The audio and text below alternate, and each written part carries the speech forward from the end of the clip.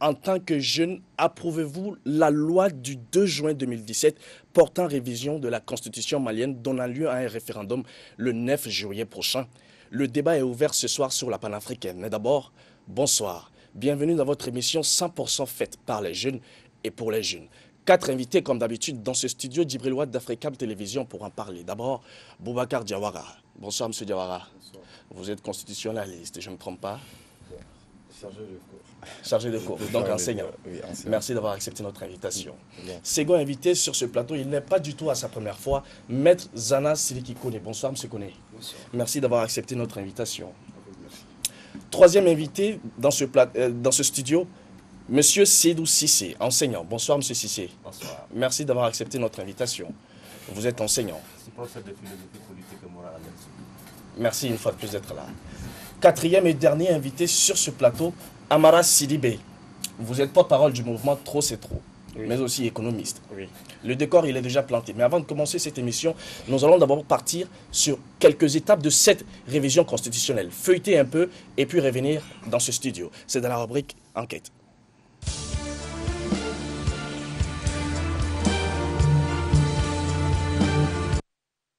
Avec cette nouvelle loi constitutionnelle, le président de la République prête désormais serment devant la Cour constitutionnelle et non plus devant la Cour suprême. Et le président de cette juridiction est nommé par le chef de l'État et non plus par ses pairs. Toujours dans le domaine des institutions, un parlementaire qui change de parti en cours de mandat perd son mandat de député dans des conditions définies par la loi organique. Pourtant, selon le gouvernement, la nouvelle loi prend en compte l'accord d'Alger, puisqu'il prévoit la création d'une seconde chambre dans le Parlement, le Sénat, où seront représentées effectivement les collectivités territoriales. Cependant, le peuple malien assimile tout cela à des dérives autocratiques. Alors comment et pourquoi organiser un référendum alors que l'indépendance territoriale n'est pas effective?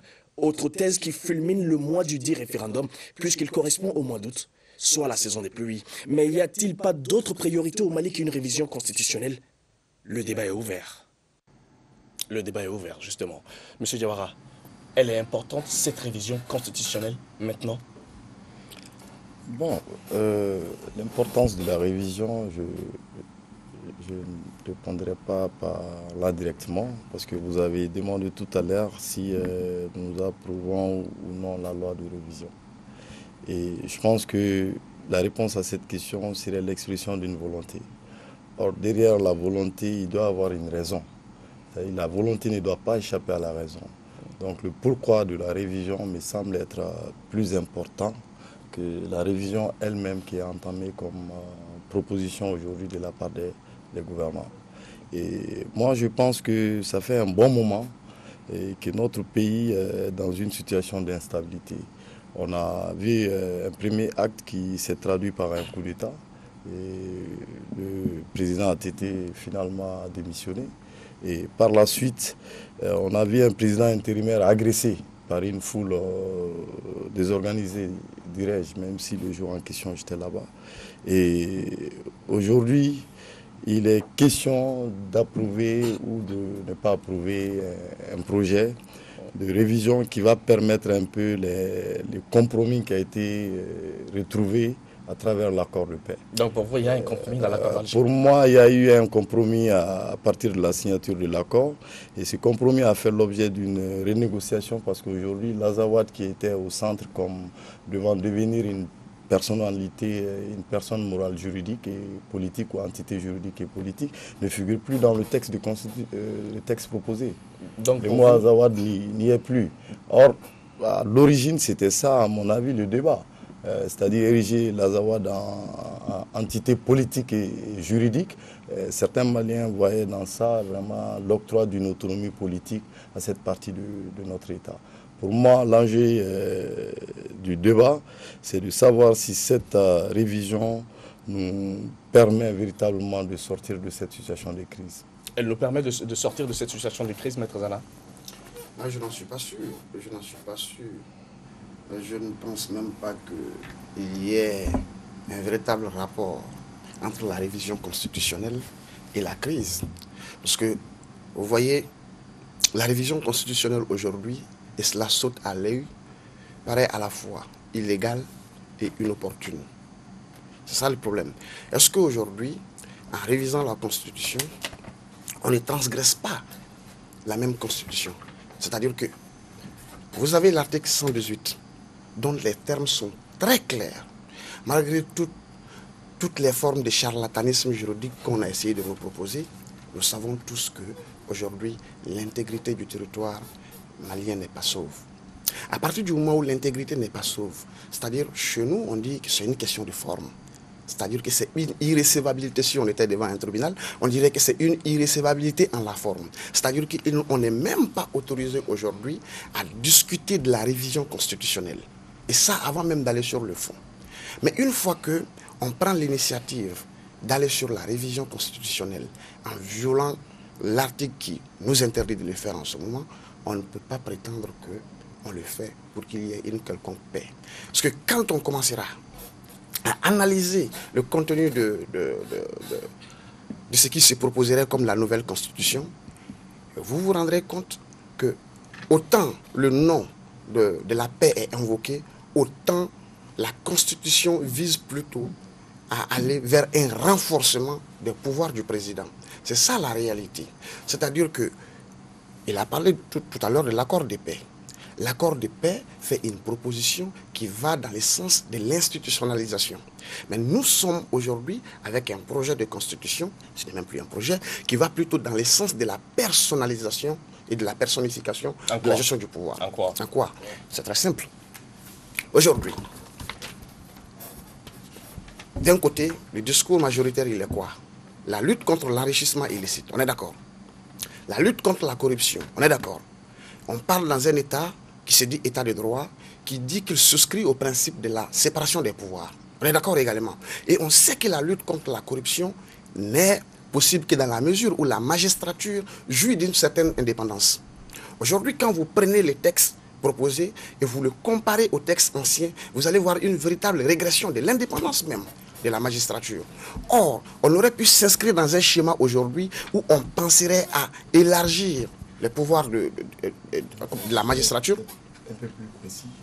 Un peu plus précis. Ouais. Il n'y a aucun souci. Indépendance en quoi? Attendez, M. Diawara, laissez-le Non, terminer. il peut me poser les questions. Moi, ça ne me dérange Laissez-le pas. Il peut terminer. me jouer le rôle de journaliste, ça ne me gêne pas. Laissez-le terminer, Parce que s'il j'ai vous mes plaît, réponses. M. Diawara. Oui. Je vais vous dire la chose suivante. Le Conseil constitutionnel, enfin, le Conseil supérieur de la magistrature est présidé par le président de la République, dans l'ancienne constitution. On est d'accord. On va vers une nouvelle constitution. Au moment où on parle de l'indépendance de la magistrature, au moment où on parle de la lutte contre la corruption, de la lutte contre la délinquance financière, ne trouvez-vous pas que si c'est pour renforcer les institutions, si c'est pour la bonne gestion collective, il était plutôt préférable de faire en sorte que le Conseil supérieur de la magistrature ne soit pas présidé par le président de la République? Je vous donne les raisons, c'est très simple. Monsieur le constitutionnel, je vous donne les raisons, c'est très simple. Vous avez la séparation des pouvoirs. Donc, vous avez 3 pouvoirs. Vous avez l'exécutif, vous avez le législatif et vous avez le pouvoir judiciaire. Et Montesquieu nous disait quoi? Le pouvoir doit arrêter les pouvoirs. Vous avez le président de la République qui va venir présider le Conseil supérieur de la magistrature. Comment pensez-vous que celui qui préside le Conseil supérieur de la magistrature peut être arrêté par la magistrature? C'est pas normal selon vous? Ce n'est pas que ce n'est pas normal, c'est ce qui existe dans les textes actuels, okay? Dans la Constitution actuelle, oui. Mais dans les schémas du développement institutionnel, attendez, monsieur Diawara. Dans le schéma où on s'inscrit désormais, dans la mesure où on veut lutter contre la corruption, dans la mesure où on veut avoir des institutions fortes, dans la mesure où on veut une véritable séparation des pouvoirs, le moment n'était pas à revenir en arrière. C'est-à-dire aujourd'hui, on fait un recul. Ça, c'est un. Deuxièmement, vous avez le président de la Cour constitutionnelle qui doit être nommé par le président de la République. Rapidement, s'il vous plaît, maître. Laquelle Cour constitutionnelle est chargée de veiller, si vous voulez, à la régularité du fonctionnement des institutions, qui est chargée de protéger les libertés individuelles, qui est chargée de veiller également, si vous voulez, à la régularité des élections et tout le reste. De la Cour constitutionnelle ou bien de la Cour suprême? Je dis la Cour constitutionnelle. Attendez, monsieur Diawara. La Cour constitutionnelle. Oui. Alors, ça me semble être plutôt un recul. Je pense que le projet n'est pas une prise en compte des difficultés actuelles, mais le projet, il est ailleurs. On est en train de nous amener vers autre chose que la paix. Monsieur Cissé, l'article 118 fait beaucoup polémique. Qu'est-ce que vous en dites, vous? Non, mais en réalité, M. Koulibaly, cette révision constitutionnelle, elle est inopportune. Vous trouvez? Elle est inopportune pour deux raisons principales. D'abord, le contexte, il n'est pas bon. Lui, c'est pas le maître en train de parler du contexte. Mais le contexte, il n'est pas bon. Il n'est pas bon parce que tout simplement, il y a l'insécurité. Il n'est pas bon parce qu'on va violer allègrement l'article 118 qui dit que si une partie du territoire échappe à l'État, on ne peut pas procéder à une révision de la Constitution. Et deuxièmement, regardez la période hivernale, et moi je vais à un aspect politique et social. Mais comment on peut un régime aussi boiteux, bancal, qui après près de 4 ans, et là n'arrive pas à régler les problèmes majeurs de la nation, et il va vouloir présenter à cette nation-là vraiment un projet de constitution hyper présidentialiste. Monsieur Sissi, vous pensez que l'intégrité territoriale du Mali est menacée, d'autant plus que le Mali n'est pas envahi par un autre État, un autre pays? Non, il faut qu'on arrête là. Moi, je me dis, c'est ça le problème de copier-coller là. On prend la Constitution française qui dit que c'est pas ces points-là arrivés dans la Constitution française. Pourquoi? Parce que la France avait été envahie par l'Allemagne. Et c'est après la libération de l'Allemagne, maintenant, ils ont mis ces points-là. Si le territoire français est agressé, annexé par des forces étrangères, on ne peut pas procéder à une révision de la Constitution. Parce que les Allemands avaient exigé au régime de Vichy de réviser la Constitution, de les permettre vraiment d'avoir des avantages en France, sous l'occupation. Et maintenant, nous, pourquoi on ne peut pas prendre nos réalités? L'authenticité du Mali, on devrait savoir aujourd'hui que le nord du Mali est occupé par une nébuleuse. Et cette nébuleuse-là, il y a toutes sortes de forces. Personne ne peut nier au Mali qu'il y a des forces il y a le djihadisme international qui est là-bas. Et ça, ce n'est pas des forces étrangères. Et qui contrôle le nord? Et nous sommes là dans un contexte d'insécurité généralisée presque. Et comme un cancer qui se métastase, et là on nous fait savoir qu'à travers la présidente de la Cour constitutionnelle que vraiment c'est une insécurité résiduelle. C'est vraiment un mépris pour les familles endeuillées. C'est de l'arrogance, c'est de l'arrogance intellectuelle et technique de la part des techniciens du droit qui parlent ainsi. Monsieur Sidibé. Tous les jours que Dieu fait, les gens tombent. L'insécurité, mais il faut voir près de 300 écoles sont fermées au centre du Mali. 70 préfets et sous-préfets ne sont pas à leur poste. Mais on va organiser les référendums sur quelle base? C'est l'État qui va l'organiser ou qui va l'organiser? Est-ce les djihadistes qui vont organiser le référendum dans les localités où ils occupent? Et Yad va occuper, et c'est pas là où il occupe, c'est là où il va faire le référendum. Il faut qu'on soit réaliste. D'accord, monsieur Sissi. Arrêtons le snobisme. D'accord. Monsieur Sidibé, Oui. Alors vous faites partie d'un mouvement farouchement opposé à cette révision constitutionnelle. Effectivement. Pourquoi? D'abord, les raisons sont simples dans la forme. Comme il vient de l'évoquer, je pense qu'il n'y a pas d'opportunité aujourd'hui pour une révision constitutionnelle. Les priorités au Mali sont ailleurs. Nous avons un grave problème d'insécurité au Mali. Il a dit, à partir de Massina jusqu'à Kidal, hormis les grandes villes, il n'y a pas de force de l'ordre malien nulle part, hormis les grandes villes. Il n'y a pas d'administration malienne nulle part, hormis les grandes villes. Le gouverneur de Kidal, depuis nommé, est à Gao, sinon à Bamako. C'est pareil pour les gars de Taoudine et Menaka. Impossible pour l'administration malienne de s'exercer à l'intérieur du pays. Ça, c'est un premier point. Deuxième point, la question des Maliens de la diaspora. Monsieur le ministre Tapo a eu à le dire à la télé, sur le terrain, qu'il n'est pas sûr que les Maliens de la diaspora vont voter. Est-ce qu'on va enlever ces gens-là? Pourtant, dans la révision, ils seront représentés. Comment? Ils auront un député. Ils doivent se prononcer. Pourtant, ils auront un député, mais ils doivent se prononcer sur la révision, sur la Constitution. Mais si le gouvernement dit qu'il n'est pas sûr que ces gens-là vont voter, est-ce qu'ils ne seront plus maliens à partir de cette date? La question des réfugiés, les Maliens, à cause de la crise, il y a bon nombre de nos compatriotes qui vivent au Burkina, au Niger, en Algérie, en Mauritanie. Aujourd'hui, est-ce que ces gens-là, on va les exclure de se prononcer sur la question de révision constitutionnelle? Je reviens encore sur la question de sécurité. Il ne reste qu'hier seulement, Ombori a été attaqué. Nous sommes tous au courant. En 2016, il y a plus de 100 préfets et 100 maires et chefs de village ont été assassinés par le groupe djihadiste. Mais où on va aller organiser ce référendum dans ces localités?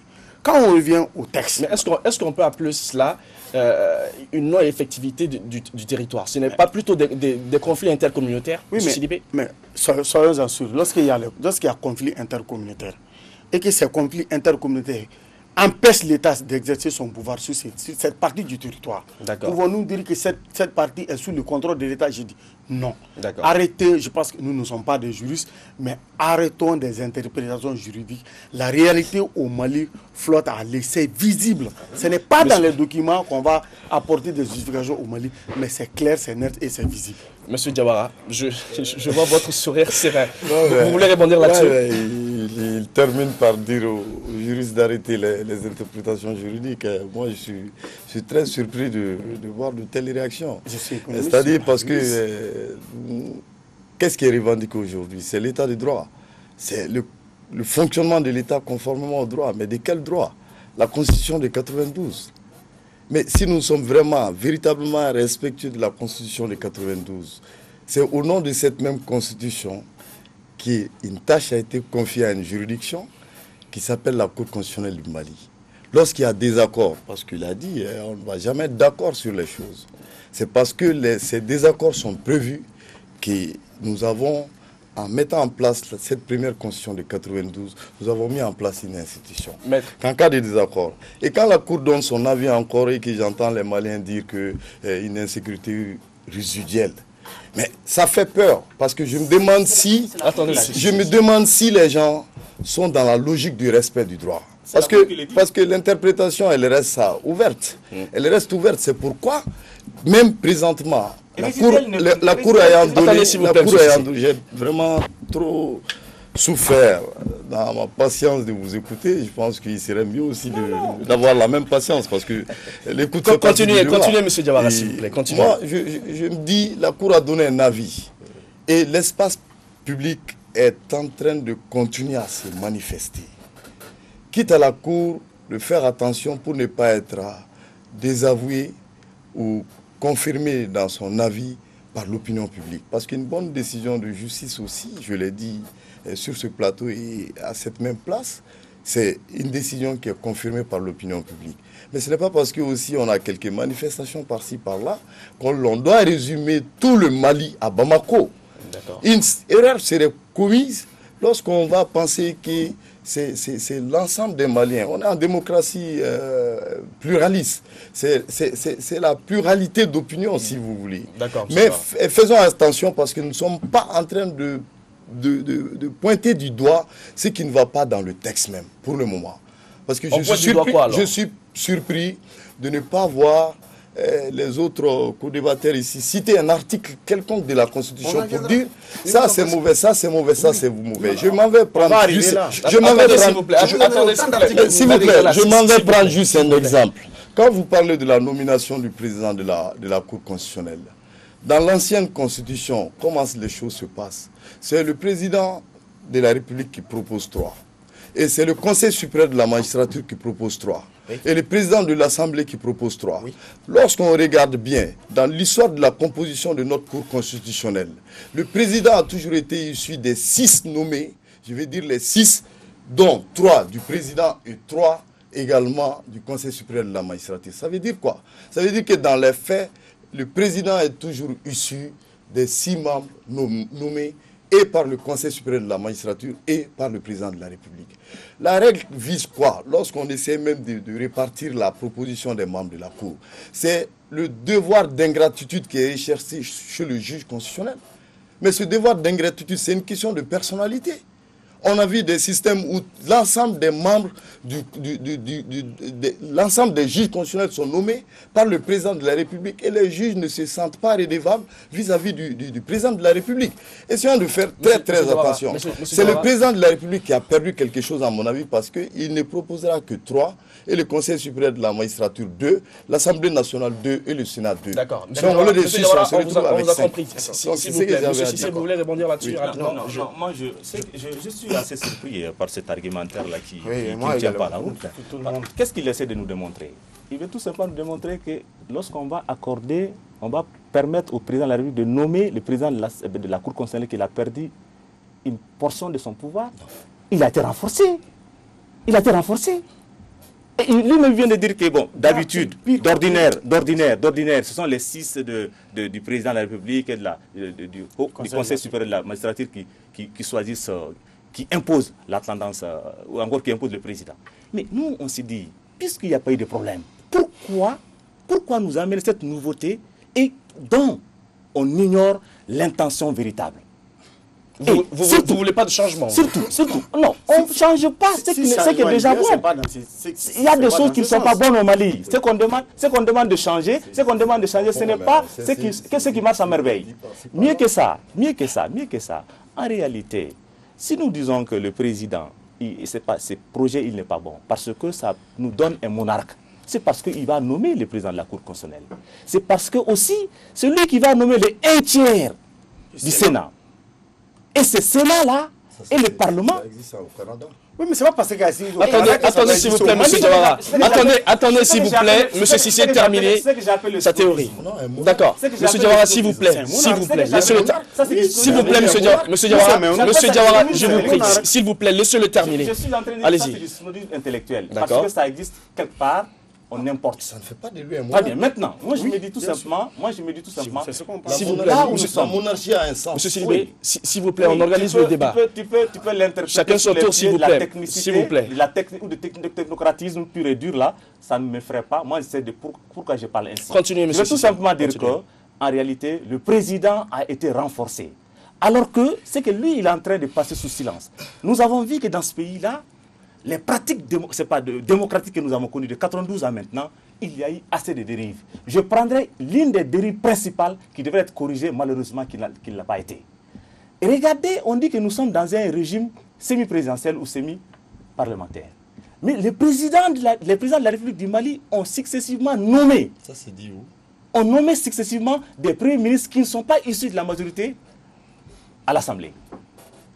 Et puisque nous savons très bien que le Mali étant une société où le président, nous avons aussi une culture de... Il faut qu'on introduise notre culture là. Le roi, les Mansa, les gens ont des grands faibles pour eux. Et maintenant, si on doit faire pas des lois, on doit faire des textes, il faut qu'on tienne aussi même de la psychologie sociale, de la mentalité, la mentalité des Maliens. Nous sommes des Maliens, nous ne sommes pas des Français, nous ne sommes pas des Anglais. D'accord, monsieur, on vous a compris. On doit intégrer tout ça. La redevabilité, l'ingratitude dont il parle, le devoir d'ingratitude là. Mais regardez la société malienne. S'il y a, si vous voulez, un vice qui est combattu, c'est l'ingratitude. Personne n'aimerait être ingrat. Et là, nous sommes dans un pays où il faut faire énormément attention pour ne pas donner de possibilités d'émergence des subjectivités, des questions subjectives. Monsieur Sidibé, pour vous, c'est à cette région de s'adapter, à l'accord d'Alger de s'adapter à la Constitution et non le contraire? Bien sûr, la Constitution, c'est le texte fondamental. Comment on peut, dans un État responsable, penser d'adapter la Constitution à l'accord? L'accord ne nous demande pas obligatoirement d'aller à un référendum. Il n'est écrit nulle part dans le contenu de l'accord obligatoirement qu'on doit aller en référendum. L'accord demande, on peut aller voter par le Parlement sans passer par le référendum. Ça pourrait passer par là. Réglementaire, législatif, voire constitutionnel, mais ce n'est pas une obligation. Je précise bien, il n'est dit nulle part obligatoirement. Et comment aller vers une seconde chambre? C'est de trouver la solution. On n'est pas contre la création d'une seconde chambre, mais là, je réponds à sa question. Maintenant, je reviens encore sur il avait posé une question pour dire que comment nous pouvons nous opposer à une décision de la Cour constitutionnelle. Comment? Mais si une décision de la Cour constitutionnelle, elle est mauvaise, on le dit. C'est pas parce que la Cour constitutionnelle, c'est pas une doctrine. C'est pas un verset coranique.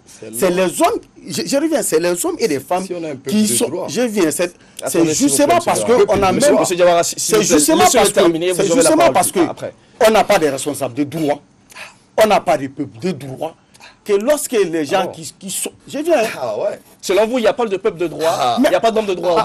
Non, il y a des hommes de droit, mais qui ne se comportent pas en homme de droit. C'est pas parce que. Respectons nos lois. Je viens, c'est pas parce que nous avons appris le droit.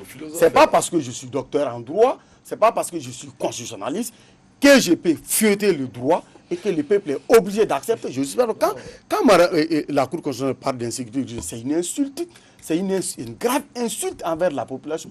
Dans la mesure que c'est dans cette partie de la population, les gens sont tués tous les jours. Tous les jours, les gens sont empêchés d'exercer des fonctions. dans ces conditions. C'est une insulte en disant aux gens que c'est une insécurité résiduelle, c'est une insécurité grave. J'ai terminé. Depuis l'arrivée du président de la République, il y a eu plus de morts dans les septentrions maliens que bien avant. D'accord, d'accord, M. Sylvain. Maître Zalakone, oui. Pour vous, c'est important d'avoir un Sénat au Mali? Avant d'arriver là, j'apprécie bien le docteur Diawara. Vraiment, c'est un très bon comparatiste. Il nous parle du Canada. D'accord. Non, je vais venir, je vais vous répondre. En fait, moi, je voudrais dire un seul truc. Le même Montesquieu disait la chose suivante, puisque vous êtes constitutionnel, je suis dans votre domaine. Les lois doivent être tellement propres au peuple que c'est un grand miracle si les lois d'un peuple doivent convenir à un autre. Explication. C'est-à-dire que vérité au-delà des Pyrénées, mensonge en deçà. Vous n'allez pas venir nous parler du Canada ici. Vous savez pourquoi? Le Français et les Canadiens, sa conscience politique n'est pas la même conscience politique que nous avons ici. Comprenons-nous sur cet état de fait. Nous n'avons pas... Je vous ai laissé parler. Vous savez, quand bien même j'avais... Voilà, je vous ai laissé parler. Laissez-moi parler, ce serait bien, on va se comprendre. Aujourd'hui, est-ce que nous avons la compréhension, tout le peuple en entier, à la compréhension des éléments fondateurs d'un État? Il faut tenir compte de ces éléments-là. Aujourd'hui, vous avez un Parlement. Vous avez un Parlement. Vous avez une Assemblée nationale qui a voté à 111. Un texte qui, pour moi, est bien agité dans une poubelle. Vous pensez sérieusement que dans un contexte social comme celui-là, il faut invoquer l'Europe? Vous avez parlé de la Cour constitutionnelle, vous vous insurgez contre le fait que ce soit des Maliens qui critiquent sa décision. Ce qui me surprend avec vous, c'est que vous êtes professeur. Si vous êtes professeur, ça veut dire que vous contribuez à la doctrine. Et la doctrine est basée essentiellement sur la critique du droit. Maître, il ne faut pas que ça tourne au clash. La jurisprudence. Malheureusement, moi je demande ne porte pas sur moi. S'il vous plaît. Ça porte sur un texte constitutionnel. C'est vous qui avez commencé par dire que vous êtes étonné. Répondez à la question suivante. Est-ce important? Je ne parle pas de moi. Monsieur Diawara, calmez-vous s'il vous plaît. Le Mali est fort dans ça. Maître Zala, le jugement ne porte pas sur moi, un Sénat au Mali sur le texte. S'il vous plaît, répondez s'il vous plaît à la question. Vous sortez du débat. Le Sénat. Mais si c'est important d'avoir un Sénat au Mali. Maître Zala, je ne serais pas venu sur ce le Sénat. Maître Zala, s'il vous plaît, répondez. Est-il important d'avoir un Sénat au Mali? Aujourd'hui, je ne vois pas l'utilité du Sénat au Mali aujourd'hui. En quoi? Je vous donne les raisons simples. Les raisons qui sont avancées aujourd'hui, c'est quoi? Ils nous parlent d'accords. Ils nous parlent des autorités traditionnelles. Mais je vais vous surprendre en vous disant que le peuple malien, d'une façon générale, est déjà pris en otage. Vous créez le Sénat aujourd'hui. Qu'est-ce que vous allez faire? Vous allez mettre les autorités traditionnelles dans le Sénat. Ok? Ces autorités traditionnelles qui le plus souvent sont au-dessus de la mêlée. De sorte que quand il y a un problème, c'est à elles qu'on recourt. Aujourd'hui, qu'est-ce qu'on va faire? On va demander aux dignitaires religieux de donner leurs hommes. On va demander à tel ou tel chef de donner leurs hommes. Mais est-ce que vous pensez que le président qui a nommé, puisque le plus souvent ça va être par nomination, il a un tiers, qui a nommé tes proches, toi tu es autorité religieuse ou traditionnelle, tu penses sérieusement que tu voudrais aller contre ce président-là?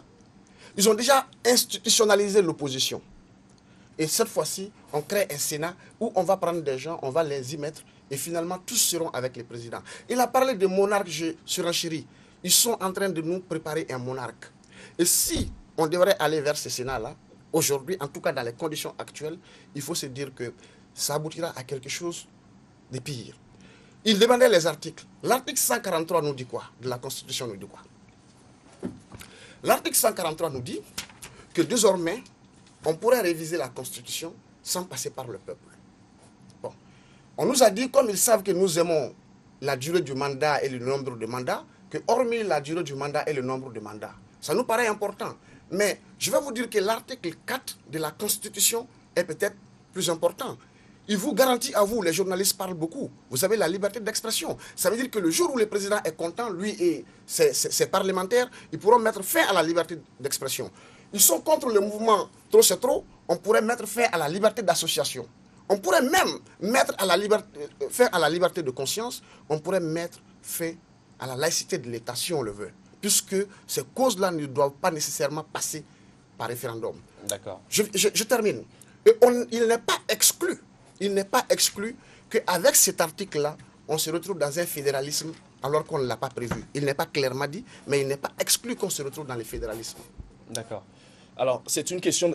Monsieur Sissi, attendez s'il vous plaît. C'est une question d'interprétation. Nous avons voulu tendre notre micro à des jeunes qui s'expriment sur la question. C'est de la rubrique dans le ghetto. La révision constitutionnelle doit être l'expression du peuple souverain malien. Ça ne doit pas être l'initiative seule du président avec le Congrès dorénavant de changer notre constitution. Nous ne sommes pas contre l'idée de révision, mais nous sommes contre la manière et contre le contenu du document aujourd'hui. Qu'on garde les pouvoirs dans leur position initiale, qu'on n'essaye pas de faire une usurpation de titre qui va faire de IBK un roi. Voilà. Même si c'est l'accord qui dit que la constitution doit être révisée, moi je pense qu'un accord, une constitution ne doit pas s'adapter à l'accord. C'est à l'accord de s'adapter à la constitution. Pour moi, c'est aux chaussures de s'adapter aux pieds et non les pieds de s'adapter aux chaussures.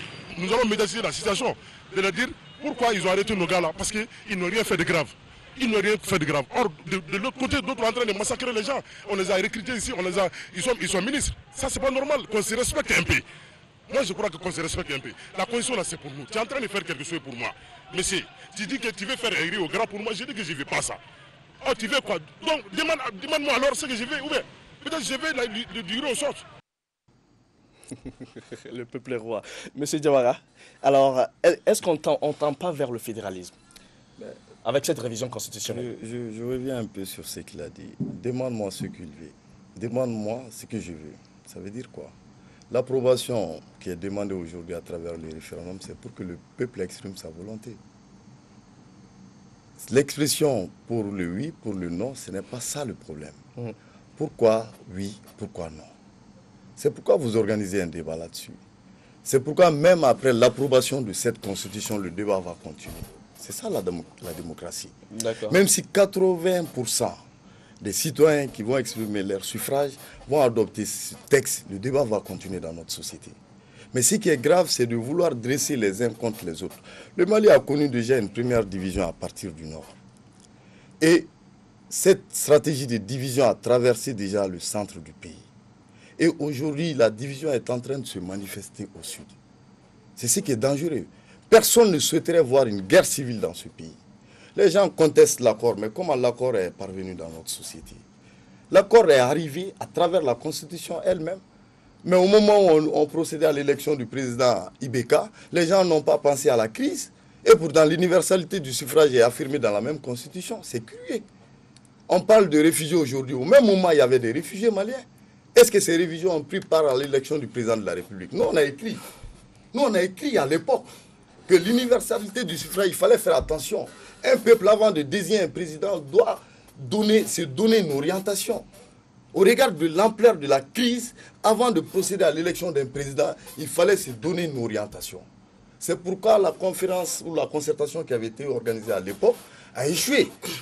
Ils ont tout fait pour faire échouer cette concertation.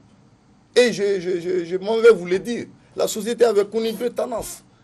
Et aujourd'hui, lorsqu'on parle d'accord, on est en train de parler de l'accord comme quelque chose qui n'a aucun lien avec le droit. C'est ce qui est surprenant.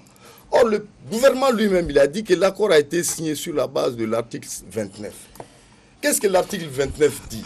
L'article 29 fait du président de la République le gardien de la Constitution. Parce qu'il y avait cette menace de la continuité même de l'État, de la survie de l'État, que l'accord a été signé dans un premier temps avec le groupe armé, que je considère comme étant aussi des Maliens. Et à partir de la signature de l'accord, le débat a été renvoyé à la société malienne. Parce qu'il a été dit que les Maliens doivent se retrouver dans un cadre global pour rediscuter. Et c'est ce qui allait nous permettre de se mettre d'accord sur quelque chose qui arrangerait tout le monde et aller vers cette réforme. Mais je me rappelle bien le jour où il y avait conférence d'entente nationale, le représentant de l'opposition était là. Ils ont boudé. Et attendre le dernier moment pour y aller. Effectivement. Je l'ai dit ici sur ce même plateau, que le projet de révision devrait faire l'objet d'un débat lors de la conférence d'entente nationale, puisque c'est l'entente qui est recherchée. Tous les fils du Mali devraient se retrouver dans le cadre de cette entente nationale. Mais on a l'impression que certains cherchent à construire ce pays. Mon Dieu, d'autres cherchent à détruire ce pays. Moi, je ne suis qu'un simple enseignant. Mais je ne souhaiterais pas demain voir ma famille dans une situation de guerre civile à Bamako. D'accord, monsieur. Faisons extrêmement attention. D'accord, monsieur Diawara. Parce que la marche a été autorisée. On pouvait refuser la marche là. Quand un Malien va décider, ça va nous conduire à une autre situation. Faisons extrêmement attention. D'accord. Faisons extrêmement attention. Nous sommes dans un état de droit. Et le droit, c'est la volonté exprimée par le peuple. La première volonté, c'est la Constitution. Quand la Cour donne un avis, c'est la Constitution. Quand le président signe un accord parce qu'il y a crise, c'est la Constitution. Et si on est derrière la Constitution, pourquoi revenir encore constater toutes ces choses qui ont été signées sur la base de la Constitution? C'est parce qu'il y a crise. Il a parlé de monarchie. Mais en temps de crise, je vous demande s'il y a concentration ou non des pouvoirs entre les mains du président de la République malienne. D'accord, concrètement. L'article 50 fait que le président se retrouve avec la totalité des pouvoirs pour assumer le rôle qu'il a assigné à partir de... Oui, non, attendez s'il vous plaît. La République, je ne m'arrête pas à Montesquieu, mais je remonte aux 6 livres de la République de Jean Baudin. Vous avez parlé de fonction de magistrature. Attendez, la fonction de magistrature, avant que la magistrature soit confiée au juge, elle a été d'abord le travail, la fonction du roi. L'histoire constitutionnelle nous les renseigne. Oui. D'accord, monsieur Diawara. C'est le roi. Monsieur Sidibé, attendez s'il vous plaît. Maître Kouné. Maître Kouné, vous allez répondre. Attendez s'il vous plaît. Attendez s'il vous plaît. Monsieur Diawara. Non, monsieur Diawara, écoutez-moi. Monsieur Kouné, je vous prie. Non, je vous prie. Monsieur Sidibé, s'il vous plaît. S'il vous plaît, monsieur Sidibé, vous ne pensez pas qu'on tombe vers le fédéralisme qui est voilé par une certaine décentralisation? Moi, je ne vais pas aller par 4 chemins. Nous pensons fortement au niveau du mouvement Trop c'est trop qu'on est en train de nous amener vers un fédéralisme qui ne dit pas son nom. Je vous explique pourquoi. C'est simple. Il a eu à parler de cet article-là qui autorise le président de la République à réviser la Constitution sans passer, je reviens M. Diawara, sans passer par un référendum. Si demain, le président de la République, qui doit nommer le tiers du Parlement, prenons seulement exemple sur la nomenclature actuelle, où le parti présidentiel a la majorité absolue à l'Assemblée nationale, qui se retrouve à nommer, par exemple, dans cette situation, avec la majorité absolue à l'Assemblée, à nommer un tiers des sénateurs qu'on ne connaît pas encore le nombre. Si le Sénat et l'Assemblée réunie constituent le Congrès, les 2 tiers doivent changer, modifier la Constitution. Si le président présente un projet de révision constitutionnelle demain pour aller en référendum, sans que le peuple ne soit consulté, soyez ensuite que ça passe comme la lettre à la poste. Dans ces conditions, on ne juge pas les textes aujourd'hui, on juge l'avenir du Mali. Nous sommes des gens qui sont intelligents, qui réfléchissent. Je l'ai dit encore. Les juristes peuvent interpréter le droit comme ils le veulent. C'est comme ça qu'ils disent. Il dit qu'il y a les lois, il y a l'esprit des lois. C'est ce qu'ils disent. Nous ne sommes pas dans ça. Nous sommes dans le pragmatisme. Nous sommes dans Non, c'est vous les juristes. Nous avons entendu ça dans la bouche de vos juges. Nous sommes dans le pragmatisme. Nous ne voulons pas demain que, sans avoir le courage aujourd'hui, moi, Sidibé, j'aurais préféré que le président de la République ait le plus de courage aujourd'hui et dire au peuple malien que nous voulons, je vais aller à un fédéralisme, ça c'est mon souhait, et laisser les peuples en juger. Je viens. Il y avait d'abord dans le bruit question, même si ça n'a pas été écrit, question d'abord du poste de vice-président, qui a été récité comme la main, comme un revers des mains. J'ai dit dans le bruit. Je vais non, mais j'ai dit. On filme les rumeurs, monsieur Diawara. Prenez ça comme ça, s'il vous plaît. N'en faites pas un autre débat, s'il vous plaît. Je reviens, s'il vous plaît. Ce sont des rumeurs. Ils ont passé ça. Les premiers documents, le dauphin du président devait être le président du Sénat. Dans les premiers documents que lui-même allait nommer. Mais à l'Assemblée, qu'est-ce qui s'est passé? C'est la majorité qui a rejeté ça. Non, je dis, ça a son importance. Ça n'a pas été rejeté par l'opposition, c'est la majorité même, le président de l'Assemblée nationale qui s'est vu visé, qui s'est vu personnellement visé, qui s'est opposé franchement, et c'est ça qu'on l'a enlevé. Donc moi je pense très sincèrement, et au niveau de notre mouvement, nous pensons très sincèrement qu'on veut nous amener vers un fédéralisme. Nous pensons très sincèrement que si ces projets de révision passaient, c'est que dans 2 ans, il y aura une révision constitutionnelle pour amener, et non seulement le poste de vice-président, et que le président avait créé pour son fils, et pour nous amener un fédéralisme pour faire plaisir. C'est très important ce que vous dites. Donc pour vous, le président de la République veut faire de son fils un vice-président. Un dauphin, je l'assume. D'accord. C'est un autre débat. C'est un autre débat, M. Diawara. Ça, il faut que je le dise vraiment sur votre place. Rapidement.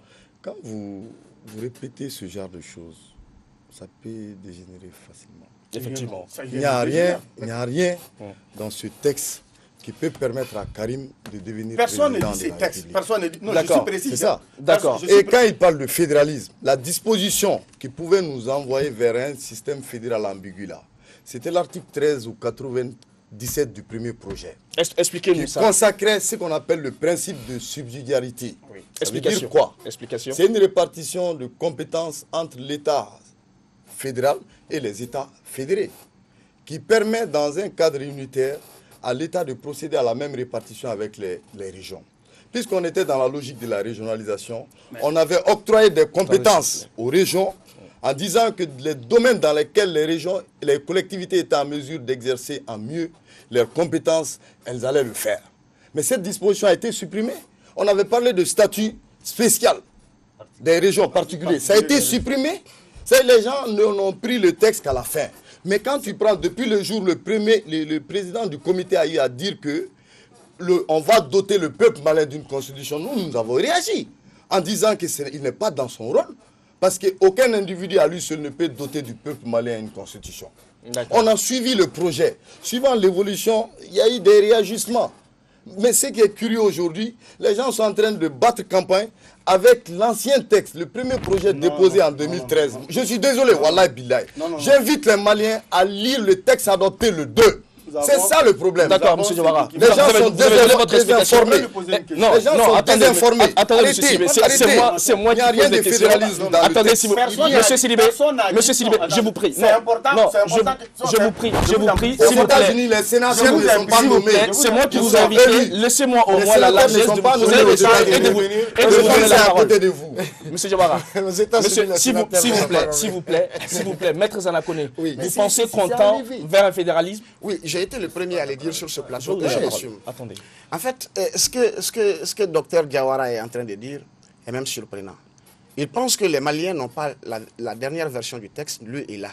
Je l'ai et je pense que... Nous l'avons tous. Donc, le problème, c'est que vous ne pouvez pas dénier aux autres la possibilité de réfléchir. J'ai donné ça à des collègues. Oui, vos collègues, mais nous l'avons. Nous l'avons. Les étudiants. Monsieur Diawara, oui, je vous prie. Les étudiants. Oui. À la fin, tu as vu les étudiants s'agiter vers oui, je peux vous les montrer même sur mon téléphone si vous voulez. Moi, je l'ai en toutes sortes de formats. Oui, mais c'est des trucs balancés sur le net. Faisons attention. D'accord. Le débat n'est pas là, s'il vous plaît. Prenez votre projet. Et prenez alors l'article 143 dont j'ai parlé tout à l'heure, et vous verrez ce qu'il y a écrit. Alors, l'article 143... Répondez à la question, s'il vous plaît. On tend vers le fédéralisme. Il fait une lecture, je pense, partielle, et je pense qu'il le fait volontairement. L'article 143 ne vous dit pas qu'aujourd'hui, il y a le fédéralisme. L'article 143 vous dit que demain, si le président veut, lui et le Parlement peuvent modifier, la Constitution sans passer par le peuple. Attendez, monsieur Diawara. Lui, il est parti de l'idée du Sénat pour affirmer le fédéralisme. Monsieur Diawara, on va pas se comprendre si on ne s'écoute pas. Je ne suis pas obligé de traduire ça. Pensez à lui. Monsieur Sidibé, non, attendez, monsieur Sidibé, non, il faut qu'on parte sur une base. Non, attendez, il faut qu'on parte sur une base. Monsieur Diawara, monsieur Sidibé, monsieur Sidibé, c'est moi qui vous ai appelé, s'il vous plaît, laissez-moi au moins la largesse de vous poser les questions. Attendez, s'il vous plaît, monsieur Diawara. Maître Zanakone, reprenez, s'il vous plaît. La question, elle est la suivante. Vous ne pensez pas qu'on tend vers fédéralisme, voilé par une certaine décentralisation? Oui, je pense que si je pouvais donner mon idée à moi et non être obligé de traduire la pensée de mon voisin, je pense que j'arriverai à le dire. Je dis la chose suivante. L'article 143 dit, demain, si le président veut, lui et les parlements peuvent modifier la Constitution sans passer par le peuple. D'accord. Le même article nous dit, je termine, le même article nous dit, le référendum n'est obligatoire que dans la mesure où on touche à la durée du mandat et au nombre de mandats des parlementaires et du président. Donc, est-ce que si on veut aller vers le fédéralisme aujourd'hui, faites une interprétation à contrario, on ne passe pas tout simplement par le Parlement? Et pourquoi? La forme républicaine de l'État. Et pourquoi? Dernier forme républicaine. Attendez, mon cher ami, la forme républicaine. Attendez, s'il vous plaît. Empêche à une révision. Maître Zanakoné. Je suis désolé. Lui, la puissance de l'État, la Zanakoné. notion de souveraineté, la souveraineté. Maître Zanakoné. Quand on dit la forme républicaine de l'État, ça veut dire quoi? C'est la forme de Monsieur l'État. Diawara, un dernier tour de table.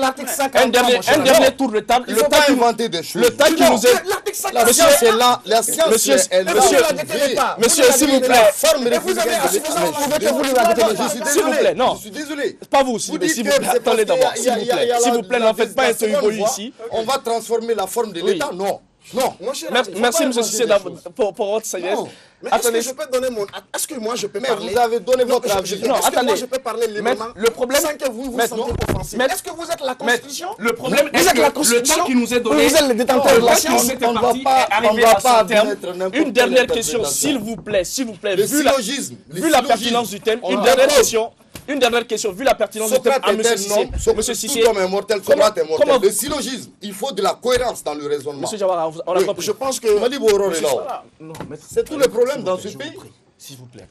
Monsieur Cissé, s'il vous plaît, une toute dernière question pour vous, avant de faire un dernier tour de table, de 7 au lieu de 8 institutions. C'est-à-dire que la Haute Cour de justice et le Haut Conseil des collectivités territoriales sont supprimés.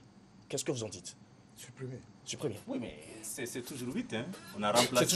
On a tout remplacé seulement le Haut Conseil des collectivités par le Sénat. D'accord. Ouais. Alors, dernier tour de table. Votre dernier mot, vous êtes pour ou contre? Et qu'est-ce que vous direz aux Maliens tout de suite, surtout aux jeunes, à la jeunesse malienne? Je dirais tout simplement à la jeunesse malienne que cette révision constitutionnelle, là, vraiment, c'est un bricolage génial qui est en train de se faire. Et ça compromet notre présent et notre avenir. Pour ce faire, je pense sincèrement que, en mon intime conviction, qu'on doit s'imposer, le peuple doit s'imposer, vox populi, vox dei, la voix du peuple étant la voix de Dieu. En démocratie, on doit dire vraiment, ça suffit, arrêtez ça. Et arrêtez ça pourquoi? Parce que tout simplement, Diawara est en train de se défendre par tous les moyens. Non, il défend par tous les moyens. La fin du débat. Oui, il est par tous les moyens pour dire que nous ne sommes pas en train d'aller vers ce qu'on a appelé la Fédération du Mali. Moi, je me dis, si on ne va pas vers la Fédération du Mali, ça veut dire que cette révision de la Constitution est encore nulle et non avenue. Parce que l'objectif principal, qui est tout simplement de faire une certaine adaptation entre la Constitution et adéquation entre la Constitution et l'accord d'Alger.